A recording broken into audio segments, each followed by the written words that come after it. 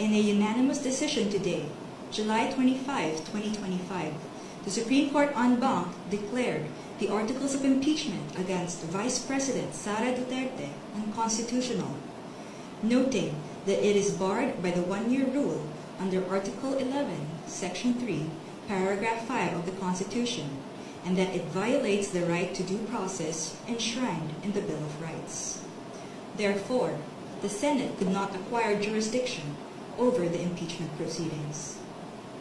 However, the court said it is not absolving Vice President Duterte from any of the charges against her.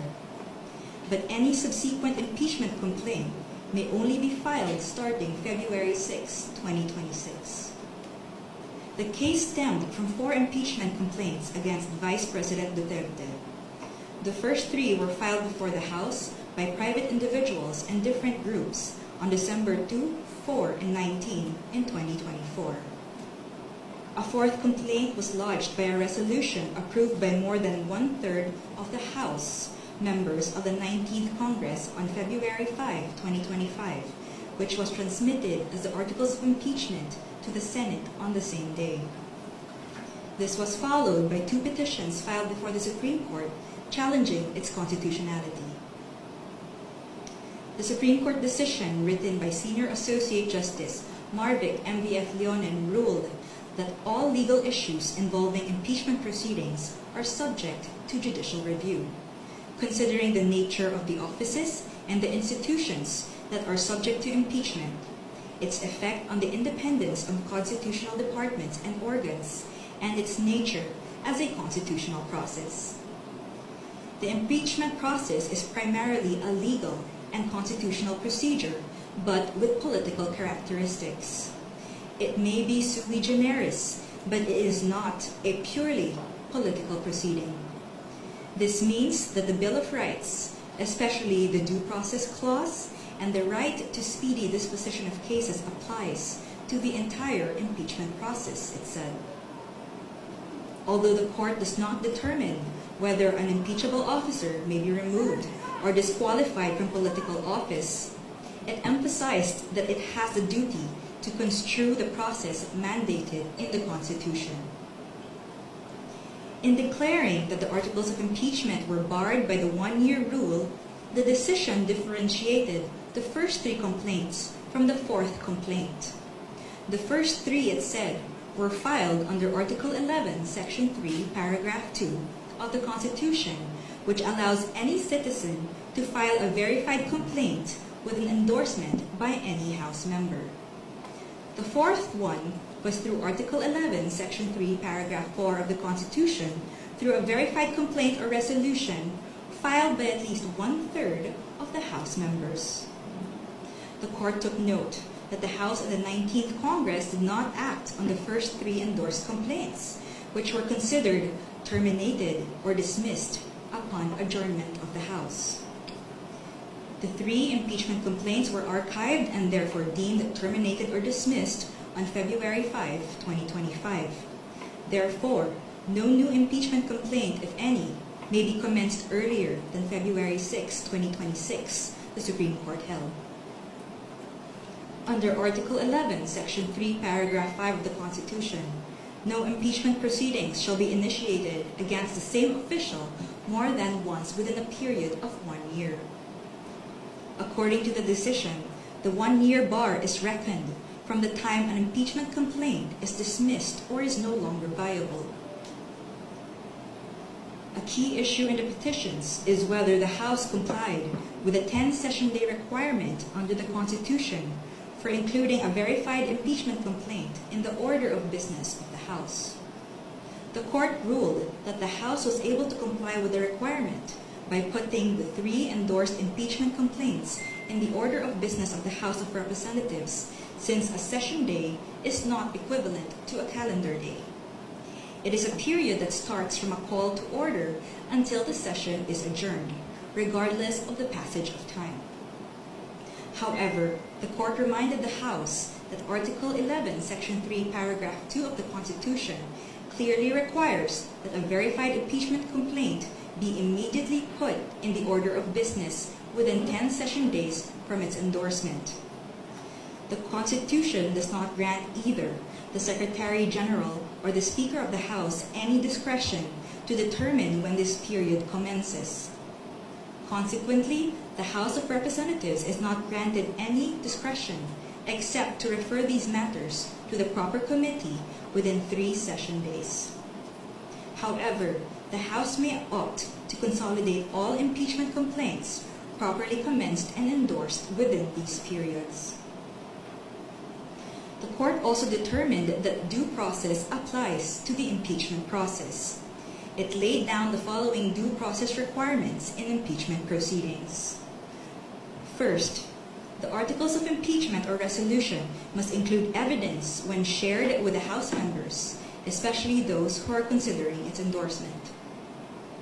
Second, the evidence should be sufficient to prove the charges in the articles of impeachment. Third, the articles of impeachment and the supporting evidence should be available to all members of the House of Representatives, not only to those who are being considered to endorse.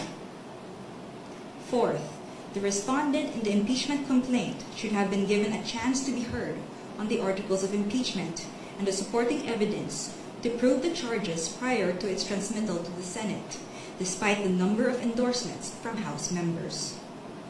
The House of Representatives must be given reasonable time to reach their independent decision of whether they will endorse an impeachment complaint. The court, however, has the power to review whether this period is sufficient, but petitioner, who invokes the court's power to review, should prove that officials failed to perform their duties properly. Sixth, the basis of any charge must be for impeachable acts or omissions committed in relation to their office and during the current term of the impeachable officer. For the President and Vice President, these acts must be sufficiently grave, amounting to the crimes described in Article 11, Section 2, or a betrayal of public trust given by the majority of the electorate. For the other impeachable officers, the act must be sufficiently grave that they undermine and outweigh the respect for their constitutional independence and autonomy. And seventh, to ensure that respondent in the impeachment complaint is heard under the requirements of due process in the procedure under Article 11, Section 3, Paragraph 4, the House of Representatives is required to A. Provide a copy of the articles of impeachment and its accompanying evidence to the respondent to give him or her an opportunity to respond within a reasonable period to be determined by the House rules. The Constitution only requires an opportunity to be heard. It is up to the respondent to waive this fundamental right and opt to present his or her evidence at the Senate trial. And B. Make the articles of impeachment with its accompanying evidence and the comment of the respondent available to all members of the House of Representatives. It is the House, not 1/3 of the House, that has the sole prerogative to initiate impeachment complaints. Thus, there must be some modicum of deliberations so that each member representing their constituents can be heard and thus convince others of their position. The transmittal will only take place upon the qualified vote of 1/3 of the House. We quote from the final note of the unanimous decision. It is not our duty to favor any political result. Ours is to ensure that politics are framed within the rule of just law. We cannot concede the sobriety of fairness inherent in due process of law to the passions of a political moment. Our fundamental law is clear. The end does not justify the means. We understand our history. We have learned that in the past, momentary desires to do what is convenient and concede means to ends have inadvertently created precedents that weaken the succor of law for those who dissent, or those at our society's margins, or those who may have fallen out of grace from the powers that be.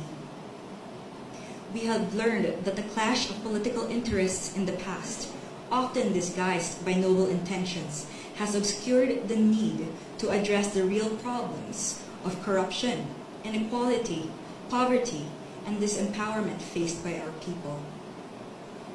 We will not allow that to happen again. We will not hesitate to declare what is legal just, and right for our people. There is a right way to do the right thing at the right time. This is what the rule of just law means. This is what fairness or due process of law means, even for impeachment." End of quote. The Supreme Court's ruling is immediately executory.